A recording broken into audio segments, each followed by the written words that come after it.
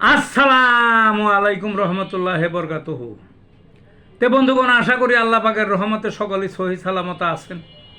তো কবি কাজে একটা সালে ইউটিউব চ্যানেল 017140885009 এর পক্ষ থেকে আপনাদের সকলের প্রতি রইল একান্ত আন্তরিক শুভেচ্ছা ও ভালোবাসা। তো বন্ধুগণ, এখন আপনাদের সামনে যে বয়ানটা রাখবার চেষ্টা করব, বয়ানটার নাম হলো দেরিতে কথা বলা রোগে হোমিওপ্যাথিক চিকিৎসা। মানে দেরিতে কথা বলা রোগ কি? এই ছোট ছেলেমেয়েরা যে বয়সে কথা বলা শেখার কথা, অনেকে আছে সেই বয়সে কথা শিখে না, পারে